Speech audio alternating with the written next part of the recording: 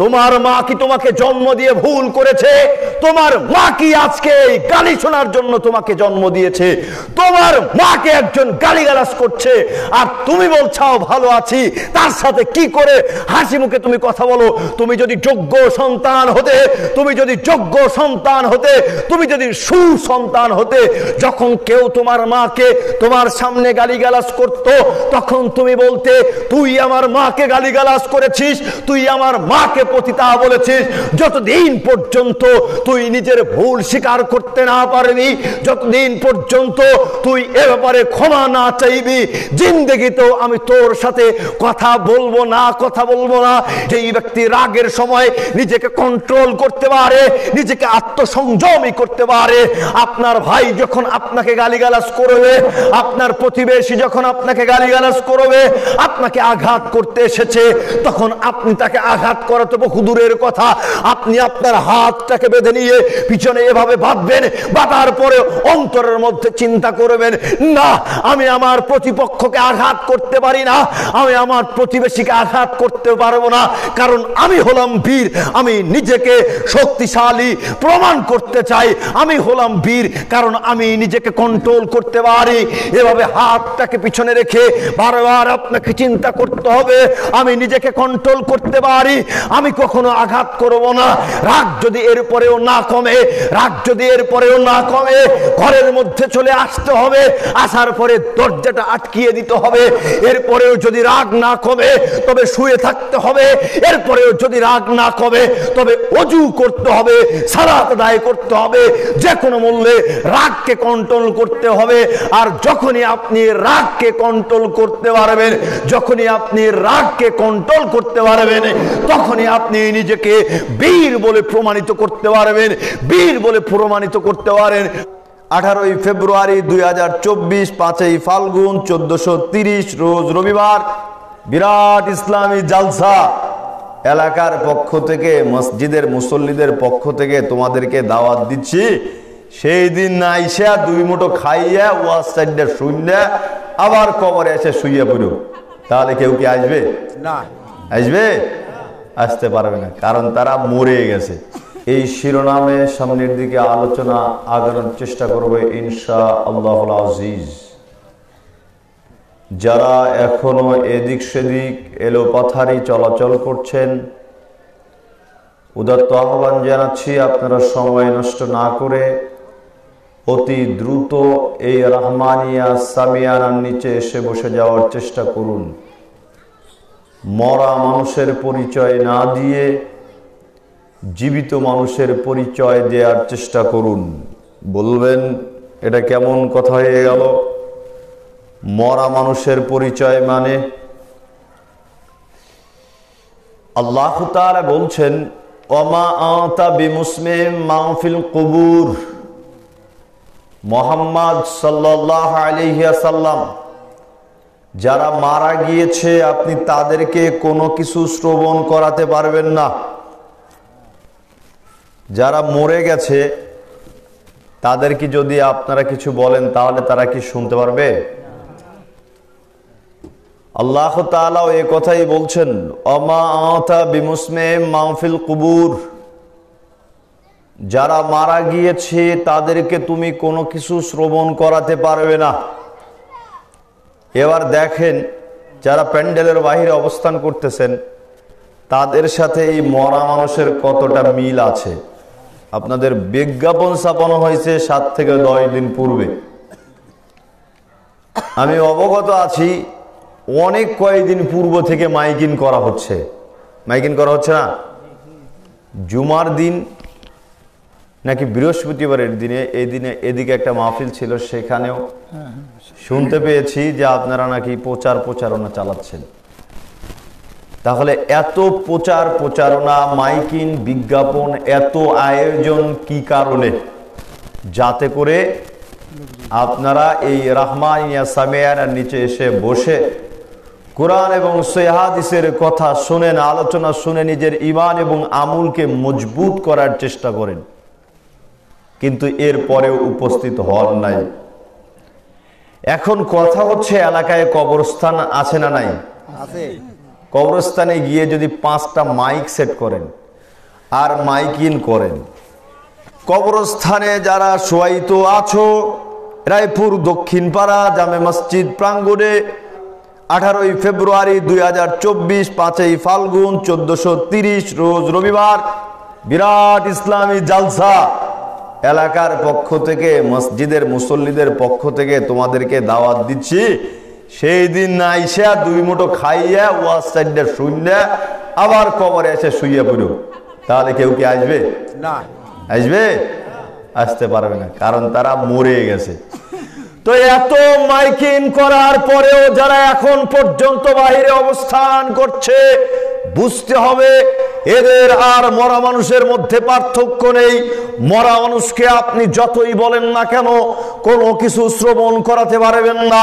যারা এদিক সেদিক এলোপাতারি চলাচল করছে, এত সুন্দর আয়োজন হওয়ার পরেও যারা মাহফিলে উপস্থিত হতে পারে নাই, যারা মাহফিলে উপস্থিত হচ্ছে না, এদের অন্তরটাতে মরিচিকার দাগ পড়ে গিয়েছে।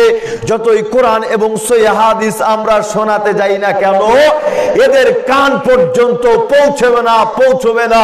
বোঝা যাচ্ছে মরা মানুষ যেমন, ঠিক এরাও তেমন। জোরে সরে বলুন ঠিক না বাড়ি? উদাত্ত আহ্বান জানাচ্ছি, মরা মানুষের পরিচয় না দিয়ে অতি দ্রুত রহমানিয়া সামিয়ানের নিচে এসে বসে যাওয়ার চেষ্টা করুন। আল্লাহ সুবহানাহু ওয়া তাআলা আমাদেরকে কবুল করে নিক। আল্লাহুম্মা আমিন। আল্লাহ তাআলা বলছেন, ফাবিমা রাহমাতিম মিনাল্লাহি লিনতা লাহুম।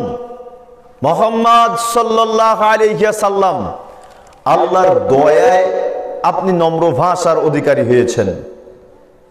ওয়ালাউ কুনতা ফাজ্জান গালিযাল কলব, যদি আপনি কর্কশ ভাষার অধিকারী হতেন, লাফাজতু মিন হাওলিক, তবে মানুষ আপনার থেকে দূরে সরে যেত।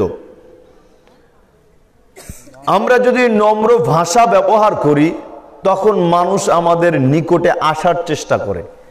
যখন কর্কশ ভাষা ব্যবহার করব তখন দেখা যাবে নিকটের মানুষগুলো আমাদের নিকট থেকে দূরে চলে যায়। এ কারণে আল্লাহ তাআলা বলছেন, মুহাম্মদ সাল্লাল্লাহু আলাইহি ওয়াসাল্লাম, আল্লাহর দয়ায় আপনি নম্র ভাষার অধিকারী হয়েছেন। যদি আপনি কঠোর ভাষার অধিকারী হতেন তবে মানুষ আপনার থেকে দূরে সরে যেত। অন্যত্রে আল্লাহ তাআলা বলছেন, উদউ ইলা সাবিলি রাব্বিকা বিল হিকমাতি ওয়াল মাউইযাতিল হাসানাতি। মুহাম্মদ সাল্লাল্লাহু আলাইহি ওয়াসাল্লাম, আপনি মানুষদেরকে আপনার রবের পথে দাওয়াত দিন, রবের পথে আহ্বান করুন হিকমাত এবং সৎ উপদেশ দ্বারা। ওয়াজাদিলহুম বিল্লাতি হিয়া আহসানু, দ্বীন প্রচার করতে গিয়ে, রবের পথে মানুষদেরকে দাওয়াত দিতে গিয়ে যদি তাদের সাথে তর্ক করতে হয় তবে তাদের সাথে উত্তম পন্থায় তর্ক করুন। এখানে আল্লাহ তাআলা কি বললেন? উত্তম পন্থায় তর্ক করুন। আর আমরা কি করি? যদি এক আলোচক আর এক আলোচকের সাথে মিল না পড়ে তাহলে একজন আর একজনকে হেয় প্রতিপন্ন করে। আর বেদাতীদের তো আর একটা বৈশিষ্ট্য আছে, আমি আপনি যখন কোরআন এবং সহিহ হাদিস বলবো, যখন তাদের মতের বিরুদ্ধে চলে যায় তখন তারা চট করে বলে ওঠে এরা ইহুদিদের দালাল। ঠিক না ঠিক? এরা বলে আহলে খবিস, নাউজুবিল্লাহ, আস্তাগফিরুল্লাহ। মূর্খ বুঝতেই পারে নাই যে আপনি যাকে গালি দিবেন, যেটা বলে গালি দিবেন, সে যদি সেটা না হয় তাহলে ও নিজেই সেটা। আমাকে যদি একজন আহলে খবিস বলে, আমি যদি আহলে খবিস না হই তাহলে সে নিজেই আহলে খবিস। কেউ যদি কাউকে কাফের ফতোয়া দেয়, সে যদি কাফের না হয় তাহলে সে নিজেই কাফের। মানে আকাশের দিকে থুতু নিক্ষেপ করার মতন চিন্তাও করতেছে আমি আকাশকে থুতু মেরে দিলাম, কিন্তু প্রকৃতপক্ষে ফলাফল কি? নিজের শরীরে নিজের মুখেই পড়বে। নাউজুবিল্লাহ, আস্তাগফিরুল্লাহ। ইন্না রাব্বাকা হুয়া আলামু বিমান যাল্লা আন সাবিলিহি, যদি কারোর সাথে তর্ক করতেই হয় তবে উত্তম পন্থায় তর্ক করো, কেননা আল্লাহ তাআলা ভালো জানেন কে আল্লাহর পথ ছেড়ে দিয়ে বিভ্রান্ত হয়ে গিয়েছে, পথচ্যুত হয়ে গিয়েছে আর কে সরল সঠিক পথের উপরে পরিচালিত হচ্ছে। এ কারণে গালিগালাজ করা চলবে না, গালমন্দ করা চলবে না।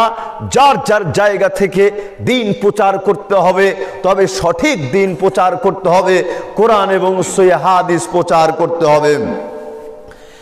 আয়েশা রাদিয়াল্লাহু তাআলা আনহা বলছেন, রাসূল সাল্লাল্লাহু আলাইহি ওয়াসাল্লাম বলেছেন, ইন্নাল্লাহ তাআলা রফিকুন, নিশ্চয়ই আল্লাহ তাআলা নিজে নম্র, ইউহিব্বুর রিফকা, তিনি নম্রতাকে ভালোবাসেন। জোরে সরে বলুন সুবহানাল্লাহ। অত্র বিবরণীতে আল্লাহর নবী বলছেন আল্লাহ তাআলা নিজেই নম্র, যার মধ্যে নম্রতা রয়েছে আল্লাহ তাআলা ওই ব্যক্তিকেই ভালোবাসেন। সুতরাং আমাদেরকে নম্র হতে হবে। ওয়াইউতি আলা রিফকি মা লা ইউতি আলাল উনফি ওয়া মা লা ইউতি আলা মাসিআহু, তিনি কঠোরতার উপরে যেই জিনিস প্রদান করেন না সেই জিনিস নম্রতার উপরে প্রদান করেন, আর যেই জিনিস নম্রতার উপরে প্রদান করেন সেই জিনিস তিনি অন্য কোনো বিষয়ের উপরে প্রদান করেন না। বুঝতে পারেন নাই? আপনার পাড়ার মধ্যে দুই ভাগে বিভক্ত হয়ে গিয়েছেন, এক ভাগ আর এক ভাগকে দেখতে পারে না, দলাদলি হয়ে গিয়েছে। এবারে চেয়ারম্যান সাহেব, মেম্বার সাহেব বিভিন্ন সালিশ দরবার করে আপনাদের মধ্যকার বিবাদ মীমাংসা করার চেষ্টা করছে, কিন্তু কেউ ছোট হতে রাজি নয়, কেউ ছোট হতে রাজি নয়। দুই দলই শক্তিশালী, দুই দলেরই লাঠির জোর রয়েছে, লাঠির পাওয়ার রয়েছে, লাঠির ক্ষমতা রয়েছে। একদল চিন্তা করছে, হ্যাঁ আমরা কি করে তাদের কাছে ছোট হব, আমরা কি তাদেরকে গুণী নাকি, আমরা কেন তাদের কাছে ছোট হতে যাব, পারলে ওরা আমাদের কাছে ছোট হোক, পারলে ওরা আমাদের কাছে ক্ষমা চায়। এরকম চিন্তা চলতে চলতে 5 বছর 10 বছর হয়ে যায়, এরপরেও বিবাদ মীমাংসা হয় না। কিন্তু এই দুই দলের মধ্য থেকে কোন একজন ভাবুক চিন্তাশীল মানুষ চিন্তা করলো, না এভাবে আর সমাজে বসবাস করা যায় না। এই মাঝে মাঝেই রক্তপাত হচ্ছে, মাঝে মাঝেই গ্যাঞ্জাম হচ্ছে, ফিতনা ফাসাদ সৃষ্টি হচ্ছে, মারামারি হচ্ছে। একজন চিন্তাশীল মানুষ, একজন ভাবুক মানুষ কোন এক মজলিসের মধ্যেই বলে উঠলো, যাক যা হয়েছে আমাদেরই বুঝি ভুল হয়েছে, আমাদেরকে মাফ করে দিয়ে তোমরা সকলেই মিলেমিশে জীবন যাপন করো, বসবাস করো। এবারে প্রতিপক্ষের আরেকজন চিন্তাশীল মানুষ ছিল, সে চট করে বলে উঠলো, এই আমার পাড়ার ছেলে পেলেরা, তোমরা যেন আর উশৃঙ্খলতা করো না, তারা নত হয়েছে, আর বিবাদ করিও না, মীমাংসা হয়ে যাও, সকলেই মিলেমিশে একাকার হয়ে জীবন যাপন করবে, সকলেই মিলেমিশে পরস্পর ভাই ভাই হয়ে জীবন যাপন করবে। আল্লাহর নবী বলছেন, আল্লাহু ফি আউনিল আবদি মা কানাল আবদি ফি আউনি আখি, মনে রেখো আল্লাহ সুবহানাহু ওয়া তাআলা তোমাদেরকে ততক্ষণ পর্যন্ত সাহায্য সহযোগিতা করবে যতক্ষণ তোমরা তোমাদের ভাইদেরকে সাহায্য সহযোগিতা করবে। এই যে দুইজন চিন্তাশীল মানুষের কারণে সকলেই মিলমিশ হয়ে গেল। আল্লাহর নবী বললেন, কঠোরতার উপরে আল্লাহ তাআলা যা প্রদান করেন না তা নম্রতার উপরে প্রদান করেন, আর নম্রতার উপরে যেই জিনিস আল্লাহ তাআলা প্রদান করেন সেই জিনিস অন্য কোনো বিষয়ের উপরে প্রদান করেন না। 10 বছরের চলে আসা গন্ডগোলকে নম্রতার কারণে নিমিষেই ধূলিসাৎ করে দিয়ে সকলেই মিলেমিশে বসবাস করার মতন সুযোগ সৃষ্টি হয়ে যাবে, শুধুমাত্র আমার আর আপনার মধ্যে যদি নম্রতা থেকে থাকে। আল্লাহ সুবহানাহু ওয়া তাআলা আমাদেরকে সঠিক বুঝ দান করুক, আল্লাহুম্মা আমিন। আজকে আমরা কেউ কাউকে দাম দিতে চাই না, যার যার ক্ষমতা, যার যার বহুবল, যার যার পাইতারা, কেউ কাউকে মূল্যায়ন করতে চায় না। সকলেই নিজেদেরকে ক্ষমতাশীল মনে করে, সকলেই নিজেদেরকে শক্তিশালী মনে করে, সকলেই একজন আর একজনকে অপমানিত করতে চায়, হেয় প্রতিপন্ন করতে চায়, গালিগালাজ করতে চায়। কিন্তু পরিস্থিতি কত জঘন্য বুঝতে পারে নাই। একজন মুরব্বীর সাথে, একজন বয়োজ্যেষ্ঠর সাথে, অথবা সমবয়সীর সাথে, পরিচিতর সাথে অথবা অপরিচিতর সাথে কোনো একটা বিষয় নিয়ে যখন দ্বন্দ্ব হয়ে যায় তখন একজন আরেকজনকে গালিগালাজ করতে কুণ্ঠাবোধ করে না, একজন আরেকজনকে অপমানিত করতে কুণ্ঠাবোধ করে না। কিন্তু পরিস্থিতি কত জঘন্য আমরা কোনোদিন চিন্তা ভাবনা করে দেখিনি। হারিস ইবনে ওয়াহাব রাদিয়াল্লাহু তাআলা আনহু বলছেন, রাসূল সাল্লাল্লাহু আলাইহি ওয়াসাল্লাম বলেছেন, খুবই গুরুত্বপূর্ণ হাদিস, মনে রাখার চেষ্টা করবেন। আল্লাহর নবী বলে উঠলেন, আলা উখবিরুকুম বিআহলিল জান্নাহ, সঙ্গে সাথী শোনো, আমি কি তোমাদেরকে জান্নাতি লোকেদের কথা বলবো না? আমি কি তোমাদেরকে জান্নাতি লোকেদেরকে দেখিয়ে দিব না কারা জান্নাতি, কারা জান্নাতে প্রবেশ করবে? তখন আল্লাহর নবী বলে উঠলেন, কুল্লু যায়ফিন মুতাযায়িফিন, প্রত্যেক দুর্বল অসহায় প্রকৃতির মানুষ জান্নাতি, প্রত্যেক দুর্বল অসহায় প্রকৃতির মানুষ জান্নাতি। আপনি যদি পৃথিবীতে দুর্বল অসহায় প্রকৃতির মতন করে জীবন যাপন করেন তবে আল্লাহর নবী আপনাকে জান্নাতি বলেছেন। কেউ যদি আপনাকে গালিগালাজ করে, আপনাকে যদি জুলুম নির্যাতন করে, আপনি যদি সহ্য করতে পারেন, অথবা আপনি যদি চিন্তা করেন আমি যদি হজম করে নেই, আমি যদি সহ্য করতে পারি তবে পরিবেশটা ভালো থাকবে, পরিবেশটা নিয়ন্ত্রণে থাকবে, এই চিন্তা চেতনায় আপনি যদি চুপ করে থেকে থাকেন তবে আল্লাহর নবী আপনাকে জান্নাতীদের কথা উল্লেখ করেছেন। প্রত্যেক দুর্বল অসহায় দরিদ্র প্রকৃতির মানুষ জান্নাতি। লাউ আকসামা আলাল্লাহি লা আবাররাহু, এদের ব্যাপারে আল্লাহর নবী আরো একটা বৈশিষ্ট্য উল্লেখ করেছেন, এরা যদি কখনো কসম করে, এরা যদি কখনো কসম করে সেই কসমকে তারা পূরণ করে। এর পরের অংশটুকু আমার আপনার জন্য খুবই ভয়ঙ্কর, পরের অংশটুকু আমার আপনার জন্য খুবই ভয়ঙ্কর।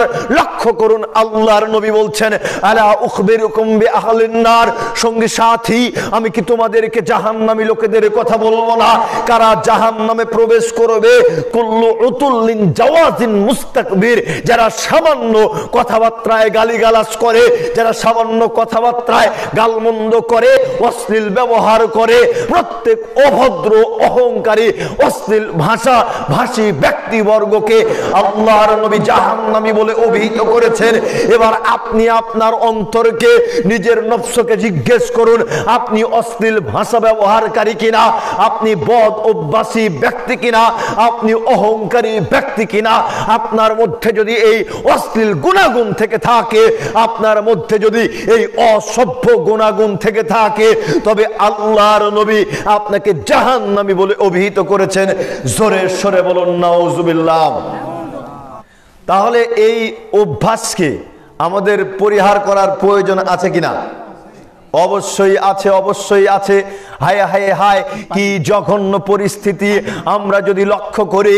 হায় রে হায়, ভাই ভরধন, রক্তের বাঁধন, এই ভাইয়ের সাথে পর্যন্ত আমরা দ্বিধাদ্বন্দ্ব করতে, মারামারি করতে আমরা কুণ্ঠাবোধ করি না।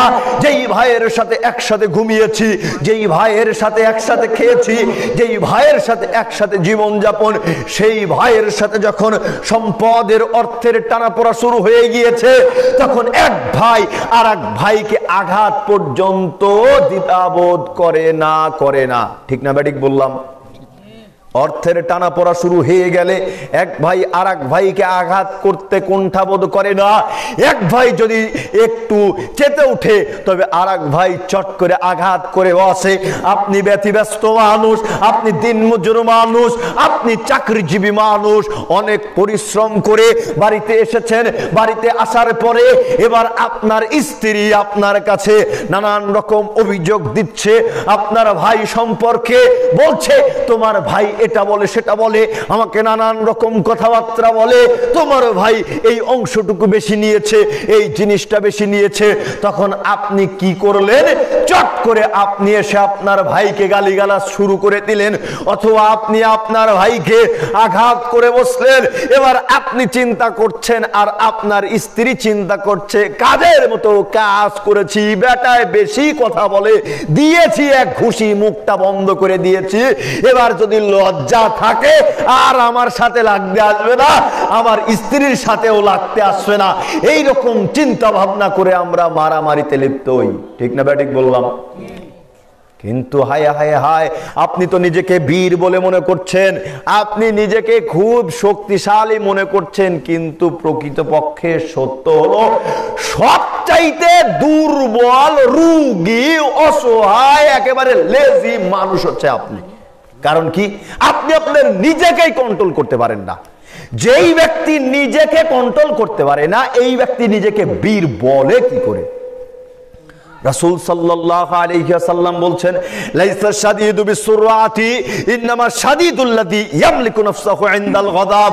ওই ব্যক্তি বীর নয়, ওই ব্যক্তি শক্তিশালী নয়, ওই ব্যক্তি বীর নয়, ওই ব্যক্তি শক্তিশালী নয় যে ব্যক্তি রাগের সময় প্রতিপক্ষকে আঘাত করতে পারে, যে ব্যক্তি রাগের সময় নিজের ভাইকে ঘুষি মারতে পারে, যে ব্যক্তি রাগের সময় প্রতিপক্ষের মাথার উপরে লাঠি দিয়ে আঘাত করতে পারে, ছুরি দিয়ে আঘাত করতে পারে, এই ব্যক্তি বীর নয়, এই ব্যক্তি বীর নয়, বরং বীর হচ্ছে ওই ব্যক্তি ইন্নামা শাদীদুল্লাযী ইয়ামলিকু নাফসাহু ইনদাল গাযাব, যেই ব্যক্তি রাগের সময় নিজেকে কন্ট্রোল করতে পারে, নিজেকে আত্মসংযমী করতে পারে।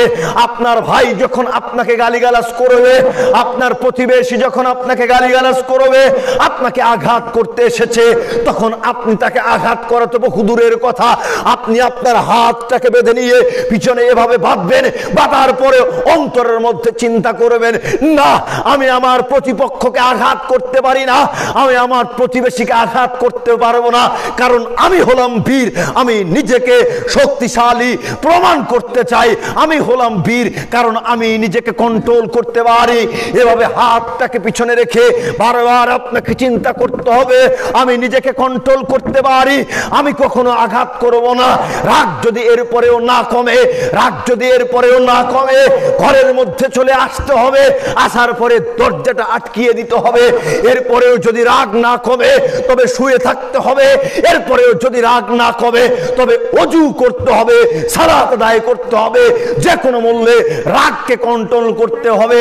আর যখনই আপনি রাগকে কন্ট্রোল করতে পারবেন, যখনই আপনি রাগকে কন্ট্রোল করতে পারবেন, তখনই আপনি নিজেকে বীর বলে প্রমাণিত করতে পারবেন, বীর বলে প্রমাণিত করতে পারেন।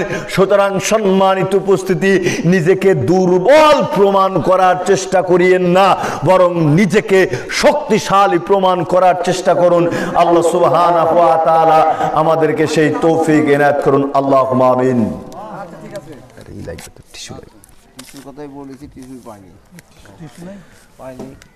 মহান আল্লাহ বলেন, খুযিল আফওয়া ওয়া'মুর বিল মা'রুফ, তোমরা ক্ষমাশীলতার নীতি অবলম্বন করো, সৎ কাজের আদেশ দাও, ওয়া'রিদ আনিল জাহিলিন, মূর্খদেরকে এড়িয়ে চলো।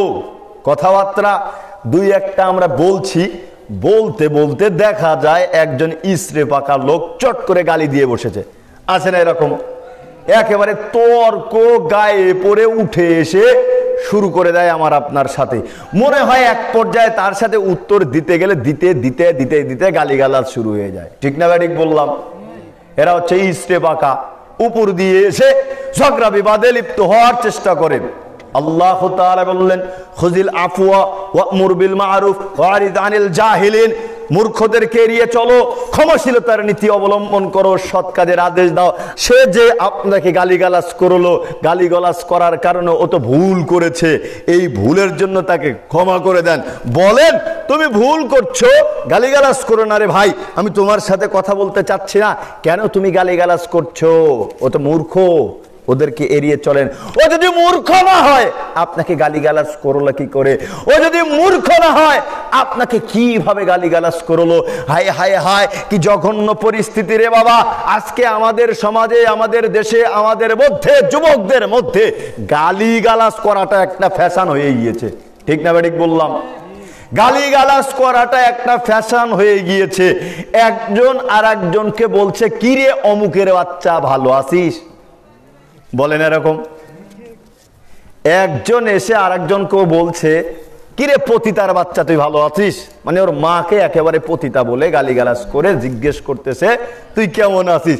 এই বেয়াকুবটা তখন করতেছে কি, হ্যাঁ ভালো আছি, তুই কেমন আছিস? নাউজুবিল্লাহ, আস্তাগফিরুল্লাহ। মূর্খ বেয়াকুব কোথাকার! তুমি কতটা ঘৃণিত হতে পারলে এরকম বাক্য বাক্য তুমি নির্দ্বিধায় মেনে নিতে পারো? তোমার মা কি তোমাকে জন্ম দিয়ে ভুল করেছে?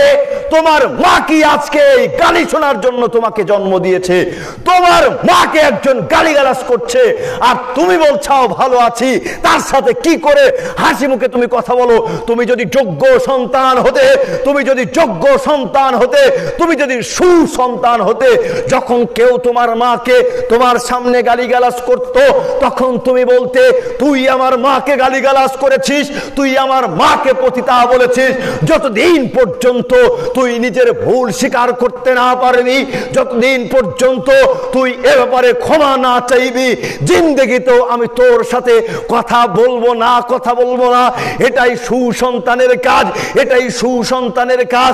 তোমার মা তোমাকে এত কষ্ট করে জন্ম দিল, 10 মাস পেটের মধ্যে করে ধারণ করে জীবন যাপন করলো, কখন যেন মারা যায়। হায় হায় হায়, এই ডাক্তার দেখাতে হবে, এই সিজার করতে হবে, এই তুমি লাথি মারো, এরপরে তো বড় হয়েছো, এটা লাগবে সেটা লাগবে। বাপকে তুমি ভয় পাও কিন্তু মাকে ভয় পাও না। মাকেও গালিগালাজ করো, মায়ের সাথেও দুর্ব্যবহার করো, তোমার মাকে তুমি নির্যাতন করেই আসছো। আর অন্য কোথাকার কোন অসভ্য ছেলে, অসভ্য মেয়ে তোমার সামনে তোমার মাকে কেমনে গালিগালাজ করে? তুমি যদি সুসন্তান হয়ে থাকো তবে ওর সাথে সম্পর্ক ত্যাগ হবে তো হবেই, ওকে বলতে হবে যতদিন পর্যন্ত তুই ক্ষমা না চাইবি ততদিন তোর সাথে আমার কোনো সম্পর্ক নাই, সম্পর্ক নাই, সম্পর্ক নাই। ঠিক কিনা? আর আজকে আমরা কি করি? তার সাথে যে বেশি গালিগালাজ করে, যার মধ্যে বেশি অশ্লীলতা, তার সাথে সম্পর্ক আমাদের আরো ভালো।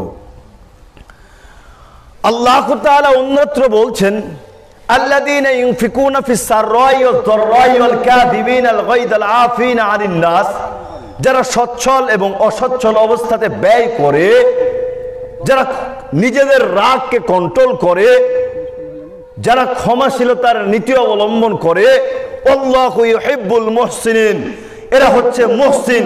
আর আল্লাহ সুবহানাহু ওয়া তাআলা এই মুহসিনদেরকে ভালোবাসেন। জোরে সোরে বলুন সুবহানাল্লাহ। আমরা নিজেদেরকে খুব শক্তিশালী মনে করি, তাই না? আবু বকর, উমর, উসমান, আলী রাদিয়াল্লাহু তাআলা আনহু, এদের চাইতেও কি আমরা শক্তিশালী? এদের চাইতে কি শক্তিশালী? কোশ্চিন কালেও নয়। আল্লাহর নবী বলতেন, উমর তুমি যেই রাস্তা দিয়ে হাঁটো, এই রাস্তা দিয়ে শয়তান পর্যন্ত হাঁটে না। সুবহানাল্লাহ বলবেন না? তাহলে কত শক্তিশালী ব্যক্তিত্ব, একটা দৃষ্টান্ত দিয়ে দেখেন, লক্ষ্য করেন। আয়েশা রাদিয়াল্লাহু তাআলা আনহা বলছেন, আন্না ইয়াহুদা আতাবুন নবী সাল্লাল্লাহু আলাইহি ওয়াসাল্লাম, একদল ইহুদি আল্লাহর নবীর নিকটে আসলেন। ফাকালু সালামু আলাইকুম, অতবার বলে উঠলেন, হে আল্লাহর নবী আপনার মৃত্যু হোক। কি বললেন? মৃত্যু হোক। এইখানে আমরা অনেকেই ভেবেছি যে সালাম শব্দটা ব্যবহার করছি, তাই না? আমরা সালাম যে কিভাবে দিতে হয়, সালাম দেয়াটাও পারি না। এক একজনের সালাম দেওয়ার স্টাইল এক এক রকম। গতকালকের মাহফিলে ছিলাম, জায়গার নাম বলছি না, অনেক দূরে উত্তরাঞ্চলে, অতিথি সাহেব এসে সালাম দিচ্ছে, সালামালাইকুম। নাউজুবিল্লাহ বলবেন না? এটা কি সালাম হলো নাকি? এক একজনের সালাম দেওয়ার স্টাইল এক এক রকম। কেউ বলছে সাম, কেউ বলছে সালামালাইকুম, কেউ বলছে সালাম, নানান রকমের এক একজনের এক এক রকম কথা। দেখেন ইহুদিরে এসে বলছেন, ফাকালু সামু আলাইকুম, সাম মানে মৃত্যু, হে আল্লাহর নবী আপনার মৃত্যু হোক। তখন আয়েশা রাদিয়াল্লাহু তাআলা আনহা এই কথা শুনে আর চুপ থাকতে পারলেন না, সঙ্গে সঙ্গে রিয়াক্ট করে বসলেন। ফাকালাত আয়েশা তু আলাইকুম, সঙ্গে সঙ্গে আয়েশা রাদিয়াল্লাহু তাআলা আনহা বলে উঠলেন, তোমাদেরই মৃত্যু হোক, ওয়ালানাকুমুল্লাহ, তোমাদের উপরে আল্লাহর অভিশাপ বর্ষিত হোক, ওয়াগাদিবাল্লাহু আলাইকুম, তোমাদের উপরে আল্লাহর গজব বর্ষিত হোক, ক্বালা মাহলান ইয়া আয়েশা, সঙ্গে সঙ্গে আল্লাহর নবী বলে উঠলেন, হে আয়েশা তুমি থামো, আলাইকা বিররিফকি, তুমি নম্রতা অবলম্বন করো, তুমি কঠোরতা অশালীনতাকে বর্জন করো। চিন্তা করিয়েন, আল্লাহর নবীর মতন মানুষকে ইহুদিরা এসে বলছে, আল্লাহর নবী আপনার মৃত্যু হোক। আয়েশা রাদিয়াল্লাহু তাআলা আনহা রিঅ্যাক্ট করার কারণে আল্লাহর নবী বলছেন, হে আয়েশা তুমি থেমে যাও, আলাইকা বিররিফকি, তুমি নম্রতা অবলম্বন করো, ওয়াইয়াকি ওয়াল উনফা ওয়াল ফুহশা, তুমি কঠোরতা অশালীনতাকে বর্জন করো। তখন আয়েশা রাদিয়াল্লাহু তাআলা আনহা বলে উঠলেন, আওয়ালাম তাসমা মা ক্বালু, আল্লাহর নবী আপনি কি শুনেন নাই তারা কি কথাটি বলেছে? তারা আপনার মৃত্যু কামনা করেছে। ক্বালা আওয়ালাম তাসমাই মা কুলতু, জবাবে আল্লাহর নবী বলে উঠলেন, হে আয়েশা তুমি কি শুনো নাই আমি তাদেরকে কি বলেছি? তাদের কথা আমি তাদের প্রতি ফিরিয়ে দিয়েছি, তাদের কথা তাদের উপরেই ফিরিয়ে দিয়েছি। ফাইস্তাজাবু লি ফীহিম ওয়ালা ইস্তাজাবু লাহুম, তাদের ব্যাপারে আমার কথাকে আল্লাহ তাআলা কবুল করে নেবেন, কিন্তু আমার ব্যাপারে তাদের কথাকে আল্লাহ তাআলা কবুল করবেন না। চিন্তা করুন, আল্লাহর নবীর মতন মানুষকে যখন এখনো বাক্য ব্যবহার করা হলো, তখন কিন্তু আল্লাহর নবী আয়েশা রাদিয়াল্লাহু তাআলা আনহাকে থামিয়ে দিলেন। আর আজকে আমাদেরকে কেউ যদি একটু কর্কশ ভাষায় কথা বলে, আমাদের সাথে যদি একটু দুর্ব্যবহার করে, তখন চট করে আমরা কি বলি, তুই আমাকে চিনিস? মানে ও নিজেই নিজের পরিচয় জানে না, এই জন্য বলতেছে তুই আমাকে চিনিস। চিন্তা করেছেন কখনো পরিস্থিতি কত কঠিন, পরিস্থিতি কত জঘন্য? আমরা যদি নবী রাসূলদের দিকে লক্ষ্য করি, সাহাবাদের দিকে লক্ষ্য করি, অসংখ্য ইহুদি খ্রিস্টানেরা তাদের ব্যবহারে মুগ্ধ হয়ে সঙ্গে সঙ্গে শাহাদা বাক্য পাঠ করে ইসলাম গ্রহণ করেছে। আর আজকে আমাদের যেই পরিস্থিতি, আমাদের ব্যবহারে অমুসলিমরা ইসলাম গ্রহণ করা তো বহু দূরের কথা, অনেক মুসলমানরাই ইসলামকে ত্যাগ করার জন্য সচেষ্ট হয়ে যায়। অনেক মুসলমানরাই ইবাদত থেকে বিরত থাকে। ঠিক না ঠিক বললাম? এই কথাটা যদিও মেনে নিতে না পারেন, তবে আপনাকে আমি একটু একেবারে আঙ্গুল দিয়ে দেখিয়ে দিচ্ছি আপনার ব্যবহারে কত মানুষ সালাত ত্যাগ করেছে, কত মানুষ ইবাদত ত্যাগ করেছে, আপনি বুঝতে পারেন নাই। বলবেন কি করে মোহাম্মদ আলী ভাই সাহেব, আমি কি আর কাউকে বলেছি সালাত পড়ার দরকার নাই, ইবাদত করার দরকার নাই, রমজানের সিয়াম পালন করার দরকার নাই? এই কথা কি কাউকে বলেছি? এই কথা বললেই কি হলো আর না বললেই কি হলো? ওই যে মসজিদে ছোট্ট ছোট্ট বালক বালিকা সালাত আদায় করতে যায়, নামাজ পড়তে যায়, আর আপনি ব্যাকুব করেন কি, তারা যদি একটু চিল্লাচিল্লি করে, একটু আওয়াজ করে, তখন তাদেরকে ধমক দিয়ে মসজিদ থেকে বের করে দেন। আপনি বুঝতে পারেন নাই কত বড় ক্ষতি করেছেন। ওই বাচ্চাটিরও ক্ষতি করলেন, আপনি নিজেরও ক্ষতি করলেন, আপনি নিজেরও ক্ষতি করলেন। আপনি একজনকে সালাত থেকে তাড়িয়ে দিলেন, আপনাকে ভয় করে ও আর মসজিদে আসে না, আপনাকে ভয় করে ও আর মসজিদে আসে না, আপনাকে ভয় করে ওর পিতামাতা ওকে আর মসজিদে পাঠায় না। চিন্তা করে আমার ছোট্ট ছেলেটিকে আমি যদি মসজিদে প্রেরণ করি, তাহলে অমুকের স্বভাব ভালো না, ভালো না, সে গালমন্দ করে, সে রাগারাগি করে, সে মসজিদ থেকে তাড়িয়ে দেয়। হাই হায় হায়, আফসোস আফসোস, এই ছেলেটার উপরে যখন সালাত ফরজ হবে, তখন যদি সেই ছেলেটি সালাত আদায় না করে, তবে সেই ছেলেও ক্ষতিগ্রস্ত। আপনি যে তাকে সালাত আদায়ে বাধাগ্রস্ত করেছেন, এর জন্য আপনিও ক্ষতিগ্রস্ত, আপনিও ক্ষতিগ্রস্ত। জবাব তো আপনাকে দিতেই হবে, জবাব তো আপনাকে দিতেই হবে। আপনার তো উচিত ছিল, যখন দেখতে পেলেন মসজিদে বাচ্চা কাচ্চা যায়, তখন 10 টাকা 15 টাকা 20 টাকার চকলেট পকেটে করে নিয়ে যাওয়া। সালাত শেষ হলে বাচ্চাদেরকে ডাক দিয়ে বলবেন, হে বাচ্চারা তোমরা কারা মসজিদে এসেছো? আব্বু আম্মু বলে কাছে ডেকে নিয়ে একটা একটা করে চকলেট ভরিয়ে দিবেন, আর বলবেন, বাবারা তোমরা যখন মসজিদে আসবে কেউ চিল্লাচিল্লি করবে না, দেখবে বড়রা যেভাবে সালাত আদায় করে, নামাজ পড়ে, তোমরাও সেভাবে সালাত আদায় করবে, সেভাবে নামাজ পড়বে। একদিন 2 দিন 3 দিন 5 দিন 1 মাস এভাবে যদি আপনি ট্রেনিং দিতে পারেন, আস্তে আস্তে আস্তে আপনি দেখতে পারবেন ওই ছোট্ট বাচ্চাটি, বালকটি একটা প্রকৃত মুসল্লিতে পরিণত হয়েছে। আর আপনার সহযোগিতায় একজন যদি মুসল্লি তৈরি হয়, আপনার সহযোগিতায় একজন যদি মুসল্লি তৈরি হয়, তবে আপনি বিশ্বাস করেন সেই মুসল্লি ব্যক্তি যতদিন পর্যন্ত সালাত আদায় করবে, এই সালাত আদায়ের বদৌলতে তার এক অংশ নেকি আপনি পেতেই থাকবেন। জোরে সুবহানাল্লাহ। তবে আমাদের কি করতে হবে? রাগারাগি করতে হবে না, সালাতের শিক্ষা দিতে হবে। সদ আচরণ করো তো সালাতের শিক্ষা দিতে হবে, তবেই সেই ছেলেটিও সফলতা অর্জন করবে, আমি আপনিও সফলতা অর্জন করব। একটা দৃষ্টান্ত দিতে চাচ্ছি, লক্ষ্য করুন। দেখেন রাসূল সাল্লাল্লাহু আলাইহি ওয়াসাল্লামের ব্যবহারে অমুসলিম পর্যন্ত কিভাবে মুগ্ধ হয়ে ইসলাম গ্রহণ করেছে। আমি পূর্ব বলছিলাম আবু বকর, উমর, উসমান, আলী রাদিয়াল্লাহু তাআলা আনহুর চাইতে আমরা শক্তিশালী হতে পারি নাই, আমরা ইসলাম প্রিয় হতে পারি নাই। তারা ইসলামের জন্য, নবী মুহাম্মদ সাল্লাল্লাহু আলাইহি ওয়াসাল্লামের জন্য যে কোনো সময় নিজের জীবনকে কুরবানি করতে তারা প্রস্তুত ছিল। আবু হুরায়রা রাদিয়াল্লাহু তাআলা আনহু বলছেন, রাসূল সাল্লাল্লাহু আলাইহি ওয়াসাল্লাম একদল অশ্বারোহী সৈন্যকে প্রেরণ করলেন নাজদ এলাকায়। আল্লাহর নবী একদল অশ্বারোহী সৈন্যকে প্রেরণ করলেন নাজদ এলাকায়।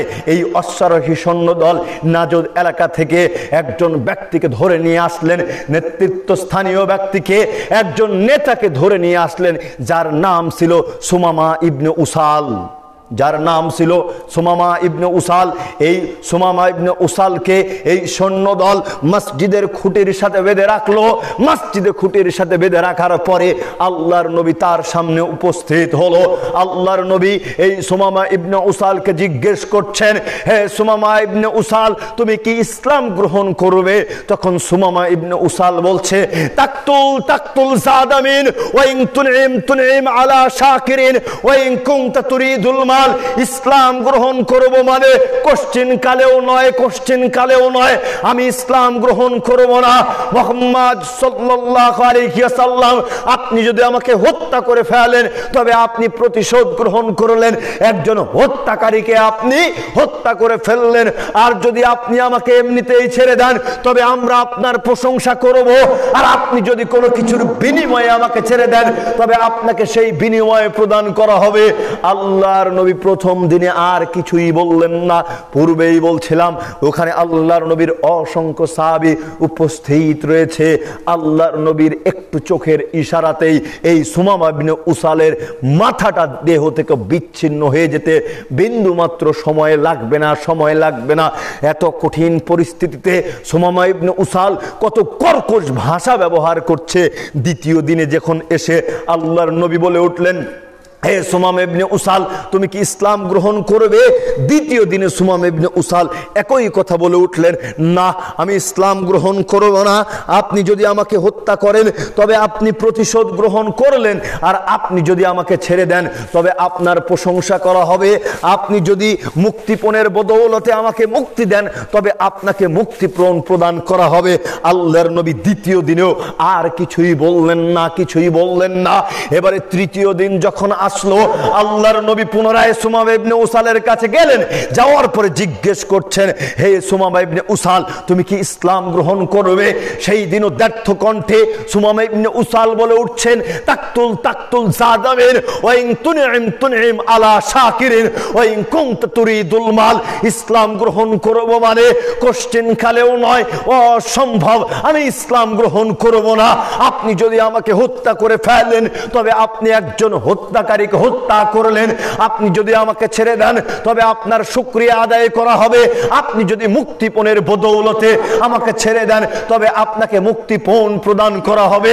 আল্লাহর নবী সাহাবীদেরকে বললেন, সঙ্গী সাথী, তোমরা সুমামা ইবনে উসালকে ছেড়ে দাও। এবারে সুমামা ইবনে উসালকে ছেড়ে দেওয়া হলো। সুমামা ইবনে উসাল রাস্তা দিয়ে চলছেন, কিছু দূর যাচ্ছেন আর চিন্তা করছেন, হায় হায় হায়, মানুষ কি করে এত নম্র হয়, এত কঠোর ভাষা ব্যবহার করলাম, আমি একজন বন্দি মানুষ, তারা যদি আমাকে হত্যা করে ফেলতো তবে কেউ তার প্রতিশোধ গ্রহণ করতে পারত না। আমি এত কঠোর ভাষা ব্যবহার করলাম, এর পরেও তারা কোনো রকম রিঅ্যাক্ট করলো না, কোনো রকম প্রতিশোধ গ্রহণ করলো না। মানুষ কি করে এত নম্র হয়, এত ভদ্র হয়? এইরূপ চিন্তা করতে করতে সুমামা ইবনে উসাল একটি খেজুর গাছের নিকটে দাঁড়ালেন। খেজুর গাছের নিকটে পুকুর ছিল, পুকুরে গোসল দিয়ে সুমামা ইবনে উসাল পুনরায় মসজিদের মধ্যে ফিরে আসলেন। ফিরে আসার পরে দাত্ত কণ্ঠে বলে উঠলেন, আশহাদু আল্লা ইলাহা ইল্লাল্লাহ ওয়া আন্না মুহাম্মাদান আবদুহু ওয়া রাসূলুহু, আমি সাক্ষ্য দিচ্ছি আল্লাহ ব্যতীত কোনো মাবুদ নেই এবং মুহাম্মদ সাল্লাল্লাহু আলাইহি ওয়াসাল্লাম আল্লাহর রাসূল। সুমামা ইবনে উসাল আল্লাহর নবীর ব্যবহারে মুগ্ধ হয়ে ফিরে এসে সঙ্গে সঙ্গে শাহাদা বাক্য পাঠ করে মুসলমানদের খাতায় লিপিবদ্ধ করে দিলেন নিজের নামকে। জোরে সরে বলুন সুবহানাল্লাহ। এখানেই শেষ নয়, এরপরে সুমামা ইবনে উসাল বলছেন, আল্লাহর নবী, আমি আল্লাহর শপথ করে বলছি, আজকের পূর্বে পৃথিবীতে আমার নিকটে সবচাইতে খারাপ চেহারা ছিল, নিকৃষ্ট চেহারা ছিল আপনার চেহারা। আজ থেকে আপনার চেহারাই আমার নিকটে পৃথিবীর মধ্য থেকে সবচাইতে উত্তম চেহারা। জোরে সরে বলুন সুবহানাল্লাহ। এখানেই শেষ নয়, এরপরেও সুমামা ইবনে উসাল বলে উঠছেন, আল্লাহর নবী, সবচাইতে নিকৃষ্ট জনপদ ছিল আমার নিকটে আপনার জনপদ, আর আজ থেকে আপনার জনপদই আমার নিকটে সবচাইতে উত্তম জনপদ। সবচাইতে নিকৃষ্ট ধর্ম ছিল আমার নিকটে আপনার ধর্ম, আর আজ থেকে আপনার ধর্মই আমার নিকটে সবচাইতে উত্তম ধর্ম হিসেবে বিবেচিত হলো। জোরে সরে বলুন সুবহানাল্লাহ।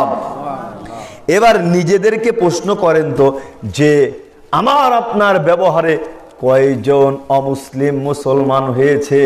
আর অমুসলিম মুসলমান হওয়া তো দূরের কথা, নিজেদের সম্পর্কই একেবারে অনেক সময় নষ্ট হয়ে গিয়েছে, নিজেদের মধ্যকার সুসম্পর্কটাও নষ্ট হয়ে গিয়েছে, ভালো ব্যবহার দেখা যায় না।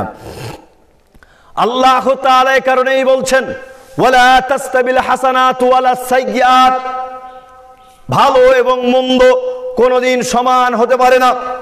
ভালো এবং মন্দ কি সমান? কোশ্চিন কালেও ভালো এবং মন্দ সমান হতে পারে না। আল্লাহ তাআলা বলছেন, পৃথিবীর মানুষ শোনো, ভালো এবং মন্দ কোশ্চিন কালেও সমান হতে পারে না। ইদফা বিল্লাতি হিয়া আহসানু, তোমরা ভালো দ্বারা মন্দকে প্রতিহিত করো, ভালো দ্বারা মন্দকে প্রতিহিত করে দাও, দুরভিহিত করে দাও। একজন আপনাকে গালিগালাজ করলো আর আপনিও তাকে গালিগালাজ করলেন, এটা কেমন হলো? কুকুর আপনাকে কামড়িয়েছে, আপনিও কুকুরকে কামড় দিলেন, ঠিক কিনা? পরিস্থিতি এরকম হয়ে গেল, একজন আপনাকে গালি দিয়েছে, চট করে আপনি তো বলতে পারতেন, ভাই সাহেব তুমি তো আমাকে গালি দিয়েছো, তুমি তো আমাকে গালি দিয়েছো, এটা কিন্তু একটা অন্যায় কাজ, এটা একটা অশ্লীল কাজ, এর কারণে আল্লাহ তাআলার নিকটে তোমাকে জবাবদিহি করতে হবে। আপনি বিশ্বাস করেন, এরকম বাক্য যদি আপনি ব্যবহার করেন, কেউ যখন আপনার সাথে অসৎ ব্যবহার করবে, সেই ব্যক্তি তৎক্ষণাৎ ঠিক হয়ে যাবে, সেই ব্যক্তি অধিকাংশই তৎক্ষণাৎ ঠিক হয়ে যাবে। ওই যে হাদিসটা লক্ষ্য করেন, ওই যে হাদিসটা লক্ষ্য করেন, সম্ভ্রান্ত পরিবারের একজন মহিলা ব্যভিচারে লিপ্ত হতে চাচ্ছিল, মেয়েটি ব্যভিচার থেকে নিজেকে হেফাজত করতে চাচ্ছিল, তার ভাই, তার চাচাতো ভাই তার সাথে ব্যভিচার করতে চাচ্ছিল, দিনার দিরহাম দিয়ে ব্যভিচার করতে চাচ্ছিল। মেয়েটি কোনো উপায় না দেখে চট করে বলেছিল, হে আল্লাহর বান্দা, তুমি আল্লাহকে ভয় করো, আল্লাহকে ভয় করো। সঙ্গে সঙ্গে সেই যুবকটি ব্যভিচার না করে সেখান থেকে উঠে গিয়েছিল। জোরে সরে বলুন সুবহানাল্লাহ। আজকেও যদি আমরা এরকম নীতি অবলম্বন করতে পারি, কেউ যখন আমাদের সাথে খারাপ ব্যবহার করে, অশ্লীল ভাষা ব্যবহার করে, অভদ্র ব্যবহার যখন আমাদের সাথে করে, আমরা যদি তৎক্ষণাৎ বলতে পারি, আল্লাহর বান্দা আল্লাহকে ভয় করো, ইনশাআল্লাহ তারাও পরিবর্তন হতে পারবে, তারাও পরিবর্তন হবে। অন্য এক বিবরণীতে আল্লাহর নবী বলছেন, লা ইয়াদখুলুল জান্নাতাল জাওয়াযু ওয়ালাল জাযারিয়ু, দুশ্চরিত্র মন্দ স্বভাবের অধিকারী ব্যক্তিরা জান্নাতেই প্রবেশ করবে না। জোরে সরে বলুন নাউজুবিল্লাহ। যাদের চরিত্র খারাপ, যারা মন্দ স্বভাবের মানুষ, যারা গালিগালাজ করে, পরনিন্দা করে, আল্লাহর নবী বললেন এরা জান্নাতেই প্রবেশ করবে না, জান্নাতেই প্রবেশ করবে না। আয়েশা রাদিয়াল্লাহু তাআলা আনহা বলছেন, রাসূল সাল্লাল্লাহু আলাইহি ওয়াসাল্লাম বলছেন, মান উতি হাজ্জাহু মিনার রিফকি, যার মধ্যে নম্রতার অংশ প্রদান করা হয়েছে, যার মধ্যে নম্রতার অংশ প্রদান করা হয়েছে, ওয়াতি হাজ্জাহু মিন খায়রিদ দুনিয়া ওয়াল আখিরা, তাকে দুনিয়া এবং আখিরাতের কল্যাণ প্রদান করা হয়েছে। জোরে সরে বলুন সুবহানাল্লাহ।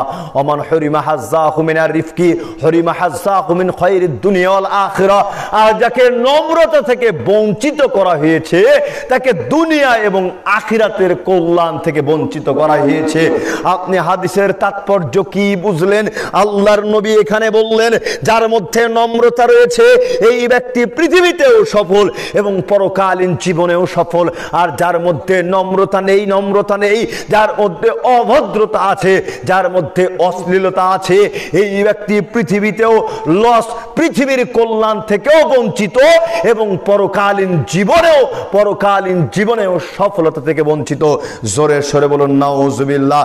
অন্য এক বিবরণীতে রাসূল সাল্লাল্লাহু আলাইহি ওয়াসাল্লাম বলছেন, আল হায়াউ মিনাল ঈমান, লজ্জাশীলতাই হচ্ছে ঈমান, ওয়াল ঈমানু ফিল জান্নাত, আর ঈমানের স্থান হচ্ছে জান্নাত।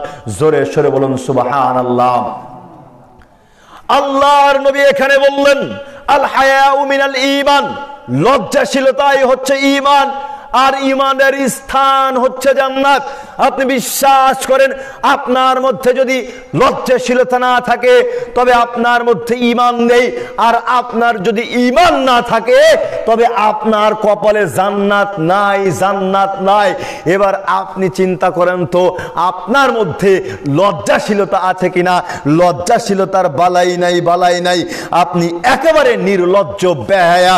অন্য এক হাদিসের দিকে লক্ষ্য করলে দেখা যায় আব্দুল্লাহ ইবনে মাসউদ রাদিয়াল্লাহু তাআলা আনহু বলছেন, আল্লাহর নবী বলেছেন, ইন্না মিম্মা আদরাকান নাস মিন কালামিহিন নবুওয়াতিল উলা, পূর্বের নবীদের থেকে মানুষ যেটা পেয়েছে, পূর্বের নবীদের থেকে মানুষ যেটা পেয়েছে সেটা হলো ইদা লাম তাস্তা ফাসনা মা শিতা, যখন তুমি লজ্জা ভুলে যাবে তখন তুমি যা ইচ্ছা তাই করতে পারবে। আপনার মধ্যে যখন লজ্জা থাকবে না তখন আপনার যা মনে চায় আপনি তাই করতে পারবেন। যখন আপনার মধ্য থেকে লজ্জা উঠে যাবে তখন আপনি পশুতে পরিণত হবেন, তখন আপনি একেবারে নির্লজ্জ, অসহায়, ইতর, ছোট লোক, পশুতে পরিণত হবেন। আপনি বলবেন, মোহাম্মদ আলী ভাই সাহেব এটা কেমন কথা হয়ে গেল? যদি নির্লজ্জ না হয় তাহলে কি করে বিড়িখোরেরা মুরব্বীদের সামনে সিগারেট খায়? ঠিক কিনা? যদি এরা নির্লজ্জ নাই হতো তবে কি করে এই নেশাদ্রব্য পানকারীরা মুসল্লিদেরকে কষ্ট দিত, মুসল্লিদেরকে কষ্ট দিত। হায় হায় হায়, কি নির্লজ্জ, কি অসভ্য, কি জঘন্য, কি বেহায়া! সিগারেট, নেশাদ্রব্য, বিড়ি, জর্দা, গুল খায় তো খায়, আবার টয়লেটের মধ্যে বসেও খায়। ঠিক না ব্যাঠিক বললাম? আল্লাহর নবী বলছেন, ইন হাদিল হুশুশা মুহতাদারাতুন, টয়লেটের মধ্যে শয়তান থাকে। কোথায় শয়তান থাকে? টয়লেটের মধ্যে, আবর্জনার মধ্যে শয়তান বসবাস করে। আল্লাহর নবী বললেন সাধারণত টয়লেটের মধ্যে শয়তান থাকে, আবর্জনার মধ্যে শয়তান থাকে, যার কারণে আল্লাহর নবী টয়লেটে প্রবেশ করার সময় দোয়া করে বলতেন, আল্লাহুম্মা ইন্নী আউযু বিকা মিনাল খুবসি ওয়াল খাবাইস, হে আল্লাহ তোমার নিকটে যাবতীয় নারী এবং পুরুষ শয়তান থেকে আশ্রয় প্রার্থনা করছি।